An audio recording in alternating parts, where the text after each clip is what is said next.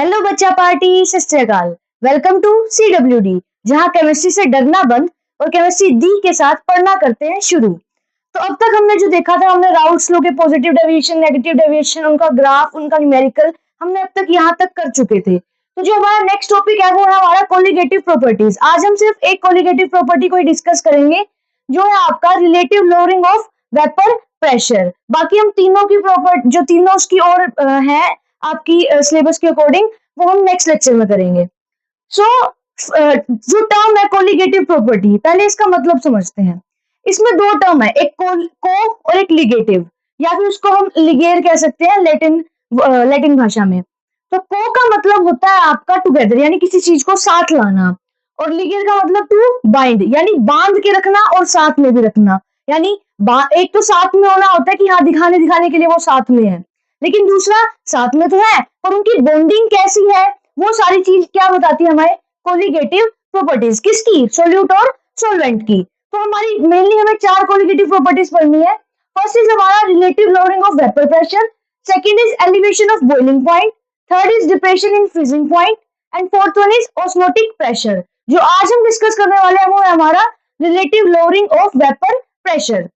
सबसे पहले हम देख लेते हैं कि कोलिगेटिव प्रॉपर्टीज की डेफिनेशन क्या होती है। These are the properties of solution that depend upon the ratio of number of solute particle to the number of solvent particle in a solution। यानी ये क्या है, जो आपकी कोलिगेटिव प्रॉपर्टीज होती है वो वाली प्रॉपर्टीज होती है आपके सॉल्यूशन की, आपके कंपाउंड की, जो किस पे डिपेंड करती है? सोल्यूट पे, कि वहां पे कितने number of solute particle present है, ना कि सोल्यूट का नेचर कैसा है। सोल्यूट आपका सैचुरेटेड है, अनसैचुरेटेड है, और हमने कल बात किया था कि वोलेटाइल सोल्यूट हो सकता है, नॉन वोलेटाइल सोल्यूट हो सकता है। यानी उसके नेचर पे डिपेंड नहीं करेगा। किस पे डिपेंड करेगा? कि सोल्वेंट मॉलिक्यूल के कंपैरिजन में वहां पर जो सोल्यूट कंपोनेंट है या सोल्यूट के मॉलिक्यूल है, वो कितनी अमाउंट में वहां पर प्रेजेंट है, तो उसको हम क्या कहते हैं? Colligative property. तो हमने लास्ट लेक्चर में बात किया था कि वेपर प्रेशर क्या होता है। वेपर प्रेशर क्या था आपका? जैसे आपने कोई क्लोज एक बीकर है, उसको क्लोज बीकर आपने लिया है, क्लोज कंटेनर आपने लिया है, उसको नीचे से हीट प्रोवाइड कर रहे हो, और अंदर जो आपका फेस है वो क्या है? लिक्विड फेस है। कोई भी एक सॉल्यूशन है, मान लो पानी ही है, तो पानी क्या करेगा? जैसे आप उसको हीट प्रोवाइड करोगे वेपर में बदलेगा। जब वो वेपर में बदलेगा, और आपका लिड कैसा है? उसका बंद है, ऊपर से वो क्लोज कंटेनर है। क्लोज है इसका मतलब वो वेपर हवा में मिक्स नहीं हो सकते। तो जब वो वेपर ऊपर आएंगे, जैसे सरफेस एरिया से इवेपोरेट होके उस कंटेनर की सरफेस पे आएंगे ऊपर की तरफ, तो क्या होगा? उनके पास बाहर जाने का, एस्केप करने का कोई वे ही नहीं है। तो क्या करेंगे? वापस से प्रेशर एक्सर्ट करते हैं आपके लिक्विड पे ही। तो उसी प्रेशर को हमने क्या डिफाइन किया था? Vapour pressure. तो आज जो हमें पढ़ना वो है relative lowering of vapour pressure, कि जो वेपर प्रेशर है जो लो मतलब कम हो जाता है, वो क्यों हो जाता है, कैसे हो जाता है। तो उसके लिए क्या है, जैसे अगर आप एक प्योर सॉल्वेंट लोगे, हमने कल भी ये बात डिस्कस की थी कि आप अगर प्योर सॉल्वेंट को अगर आप क्या करते हो? इवेपोरेट करते हो, तो वो आपका इवेपोरेट हो जाएगा। उसकी वजह से जो आपका वेपर प्रेशर बनेगा वो आप नोट डाउन कर लोगे। जैसे ही आप प्योर सॉल्वेंट के अंदर कोई सोल्यूट डालते हो, चाहे वो नॉन वोलेटाइल हो चाहे वो वोलेटाइल हो, तो मान लो सिर्फ पहले क्या था? सॉल्वेंट के मॉलिक्यूल थे। सॉल्वेंट के मॉलिक्यूल मतलब सिर्फ एक ही कंपोनेंट प्रेजेंट था, और वो सॉल्वेंट के पार्टिकल जो होते हैं एक्सेस में होते हैं, यानी वो एनर्जी उनके पास बहुत ज्यादा होती है, तो वो इजिली क्या कर देते हैं? एस्केप आउट हो जाते हैं, इवेपोरेट हो गए, क्योंकि उनके अंदर एनर्जी क्या है? ज्यादा है। लेकिन जैसे ही सोल्यूट में डाला, अब आपको सोल्यूशन फेज तो उतना ही रहने वाला है ना। तो अगर पहले 10 मॉलिक्यूल आपके सॉल्वेंट थे, और अब आपने क्या किया है? 10 ही है, लेकिन ऊपर से दो तीन मॉलिक्यूल किसके डाल दिए? दो तीन कंपोनेंट किसके डाल दिए आपने? दो तीन मॉलिक्यूल डाल दिए आपके सोल्यूट के। तो अब जितना एरिया आपका सॉल्वेंट पहले कवर कर रहा था, अब वो एरिया कवर नहीं कर रहा होगा। क्यों? क्योंकि अब कौन आ गया वहां पे? सोल्यूट के पार्टिकल भी आ गए। तो कुछ ना कुछ एरिया क्या होगा? सोल्यूट भी आपका घेरेगा वहां पे। तो उसकी वजह से क्या होता है? वेपर प्रेशर थोड़ा सा क्या हो जाता है? कम हो जाता है। तो वो किस चीज पे डिपेंड करेगा? रिलेटिव का मतलब होता है कि इनिशियली जो वो था और जो वो अब हो गया, तो उनकी रेशियो, यानी उनके कंपैरिजन में जो वेपर प्रेशर हुआ, वो कहलाता है आपका relative lowering in vapour pressure. तो मान लेते हैं, देखो ये बात यहाँ पे लिखी हुई है, it depend on the concentration of solute particle. किस पे डिपेंड करता है राउल्ट्स लॉ के अकॉर्डिंग? कि ये किस पे डिपेंड करेगा? सोल्यूट के कितने पार्टिकल है, ना कि उनकी आइडेंटिटी पे, कि वो कैसे है दिखने में। ठीक है, तो जैसे इसको आप समझ सकते हो, जैसे कोई नई दुकान खुलती है तो उसमें क्या करते हैं? वहां पे प्राइस कम रखते हैं कि हर चीज का, और सेल लगा देते हैं। तो सेल एक क्या मेथड है? सेल लोगों को अट्रैक्ट करने का तरीका है, एक भीड़ को इकट्ठा करने का तरीका है, वो जाके अंदर सामान खरीदे या ना खरीदे वो अलग बात है, लेकिन सोल्यूट पार्टिकल उस पर डिपेंड कर रहा है। क्यों? उसकी मार्केटिंग हो जाएगी, तो वो सोल्यूट कितने हैं वहां पे, कितने कंपोनेंट, कितने पार्टिकल सोल्यूट के प्रेजेंट है, वो चीज क्या दिखाएगी, उसका प्रॉफिट कराने में हेल्प करेगी। ना कि उसको ये कोई मतलब नहीं है कि कोई मोटा इंसान आ रहा है, कोई पतला इंसान आ रहा है, कोई लंबा आ रहा है, कोई छोटा आ रहा है, कोई पैसे वाला है, कोई बिना पैसे वाला है, उसका मेन मोटिव क्या है, दुकान में भीड़ दिखाना। तो वही चीज है कि आपका वेपर प्रेशर किस पे डिपेंड करेगा, सोल्यूट के पार्टिकल पे, उसकी कितनी कंसेंट्रेशन अमाउंट में आपका सोल्यूट पार्टिकल है, वो आपकी क्या डिफाइन करती है, कोलिगेटिव प्रॉपर्टी। वो किस पे डिपेंड नहीं है, उसकी आइडेंटिटी पे डिपेंड नहीं है। तो अब इसका एक छोटा सा आपका डेरिवेशन टाइप समझ लो, कुछ छोटा सा ही है। तो मान लेते हैं कि प्योर सॉल्वेंट का जो वेपर प्रेशर है वो क्या है, P1 नोट। जब भी प्योर की बात आती है तो हम क्या लगा देते हैं उस पे, नोट। तो वो मान लिया हमने है P1 नोट। लेटर एड हम क्या कर रहे हैं, उसमें कोई नॉन वोलेटाइल सोल्यूट डाल रहे हैं, तो जो उसका वेपर प्रेशर हो जाता है वो कितना हो जाता है, P1। अब हमें निकालना है कि पहले और बाद में जो वेपर प्रेशर आया उसमें टोटल चेंज कितना हुआ। तो टोटल चेंज को हम किससे डिनोट करते हैं, आपके डेल्टा से। तो हम उसको क्या लिख सकते हैं कि delta P1 is the डिनोशन for the change in vapour pressure, जो पहले था और जो अब हो चुका है उसमें कितना चेंज आया, उसको हमने डिनोट किससे किया है, डेल्टा P1 से। तो आपके राउल्ट्स लॉ के अकॉर्डिंग जो P1 क्या होता है, P1 is equal to P1 naught Chi1, जी हम राउल्ट्स लॉ में कर चुके हैं। तो आप इसमें क्या करोगे, इनिशियल क्या है आपका P1 नोट, बाद में क्या है P1, तो उसमें से माइनस कर देंगे। यानी आप कहीं पे चीज लेने जाते हो तो 20 रुपए की चीज लेके आए, उसके बाद आपने घर में आके ये कह दिया कि 20 रुपए की नहीं 10 रुपए की चीज लेके आए, तो घर में आके आपने 10 रुपए वापस दिए, तो वहां से हमें पता चल जाएगा कि 20 माइनस 10 आपने कितने खर्च किए, 10। यानी आपका इनिशियल आपके पास कितने पैसे थे और एंड में आपके पास कितने बचे, उन दोनों को माइनस करके हम निकाल सकते हैं कि आप कितना कॉस्ट, कितनी खर्चा करके आए हो। ऐसे ही क्या है कि P1 नोट आपकी इनिशियल वैल्यू है किसकी, वेपर प्रेशर की, और फाइनल वैल्यू क्या है आपकी P1। तो दोनों के बीच में क्या चेंज आया, अगर उन दोनों को माइनस करके हम निकाल सकते हैं इजीली। तो हमने क्या कर दिया, डेल्टा P1 एज इट। तो अब हमें पता है कि राउल्ट्स लॉ के according P1 equal to P1 naught Chi1। तो हम यहाँ पे पुट करेंगे P1 की वैल्यू P1 नोट Chi1, हमने यहाँ पे पुट कर दी P1 नोट Chi1। अब इसमें से क्या कॉमन ले सकते हैं हम, P1 नोट कॉमन लेंगे तो यहाँ क्या बचेगा 1 और यहाँ क्या बचेगा Chi1। तो हमने क्या लिख दिया 1 माइनस Chi1। अब मुझे पता है बाइनरी कंपोनेंट बाइनरी मिक्सचर के लिए Chi1 plus Chi2 equal to 1 होता है, तो 1 माइनस Chi1 यानी Chi1 plus Chi2 equal to 1।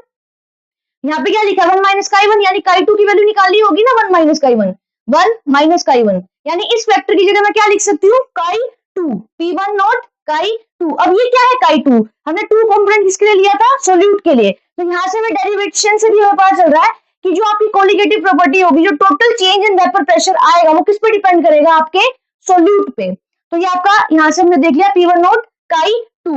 ये आ गया आपका लोअरिंग प्रेशर। अब हमें क्या निकालना है, relative lowering. Relative lowering of vapour pressure मतलब कि how much vapour pressure decreases with respect to its initial stage, कि इनिशियल स्टेज से वो कितनी अमाउंट में कम हुआ है, वो हम कैसे निकालेंगे, उनकी रेशियो करके। तो डेल्टा P1 क्या है आपका, जो टोटल चेंज है, और P1 नोट क्या है, उसकी इनिशियल वाली स्टेज। तो उसमें हम क्या कर सकते हैं, अब यहाँ पे हमने क्या कर दिया, रेशियो निकाली किसकी, delta P1 to P1 note, initial की आपकी जो जितना चेंज वेपर प्रेशर में आया और पहले जितना उसका इनिशियल में वेपर प्रेशर था, उनकी रेशियो निकाल रहे हैं हम।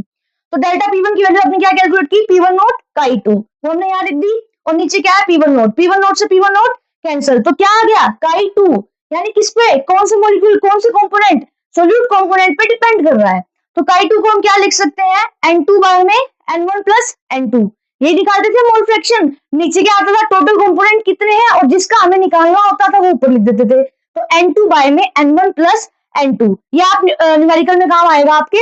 सो इसका एक स्पेशल हम क्वेश्चन में इजी करने के लिए आप एक और कॉन्सेप्ट समझ लो कि अगर डाइल्यूट सॉल्यूशन की बात की जाए, किसकी बात की जाए, डाइल्यूट सॉल्यूशन। डाइल्यूट सॉल्यूशन क्या होता है, डाइल्यूट का मतलब वहां पे पानी की अमाउंट क्या होगी, ज्यादा होगी as compare to your solute. तो हम क्या करते हैं यहाँ पर, आप यहाँ पे किसको इग्नोर कर सकते हो, N2 को क्या कर सकते हो, नेग्लिजिबल मान के इसको इग्नोर कर सकते हो। क्यों, क्योंकि सोल्यूट की amount as compare to N1 क्या होगी वहां पर, कम, क्योंकि किसकी बात कर रहे हैं हम, डाइल्यूट सॉल्यूशन की, यानी वहां पे क्या ज्यादा है, पानी की अमाउंट, यानी सोलवेंट की अमाउंट।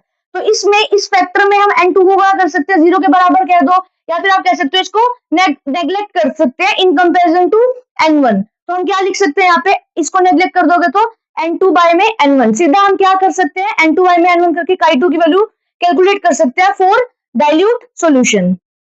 तो अब हम उसका एक न्यूमेरिकल देख लेते हैं। क्या दिया गया आपको, अ नॉन वोलेटाइल सोल्यूट जिसका मोलिकुलर मास कितना है 50 gram per mole, it is dissolved in 92 gram of toluene. Toluene क्या है आपका, सॉल्वेंट।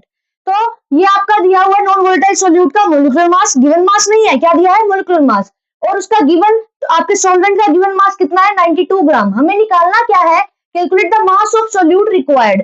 कितना मास होगा उस सोल्यूट का इफ, जब वेपर प्रेशर क्या हो जाएगा 75% ऑफ द प्योर सोल्वेंट, यानी प्योर सोल्वेंट से 75% रिड्यूस हो गया है, तो उस टाइम पे आपका सोल्यूट के कितने पार्टिकल उसमें प्रेजेंट होंगे, हमें वो निकालना है। तो मुझे फॉर्मूला पता है relative loading of vapour pressure का, डेल्टा P1 क्या था आपका, कितना चेंज है विद रिस्पेक्टिव टू इनिशियल, वही तो क्या था आपका रिलेटिव। तो डेल्टा P1 को क्या लिख सकते हैं, P1 नॉट माइनस P1।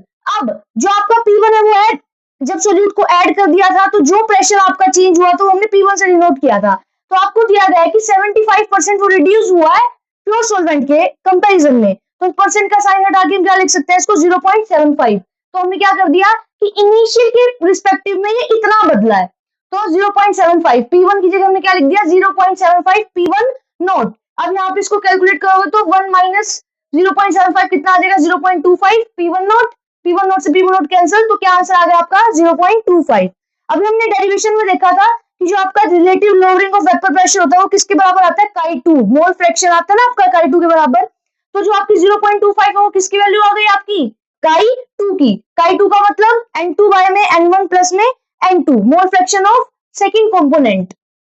तो अब आपको क्या निकालना है, अब मुझे क्या चाहिए होगा, सॉल्वेंट का मोल्स चाहिए होंगे, तो हम उसके लिए क्या करेंगे, क्योंकि फॉर्मूले में मुझे N1 भी चाहिए और N2 भी चाहिए। तो आपको सॉल्वेंट क्या दिया गया है, टोलिन, उसका मास मोलिकुलर मास आपको नहीं दिया हुआ, आपको क्या दिया हुआ, गिवन मास दिया हुआ है। तो सबसे पहले उसका मोलिकुलर मास निकालेंगे। C7H8 का कैसे करेंगे, 7 × 12 प्लस 1 × 8, तो कितना आ गया 92 ग्राम। गिवन मास भी आपको 92 ही है और आप उसका मोलिकुलर मास भी कितना आया 92। तो 92 से 92 कट होके आपका N1 कितना आ जाएगा 1 मोल। अब मुझे नहीं पता कि सोल्यूट कितना गिवन है, क्योंकि हमें तो सिर्फ सोल्यूट का क्या दिया गया है, मोलिकुलर मास। तो हमने एज्यूम कर लिया कि मास ऑफ सोल्यूट कितना है x।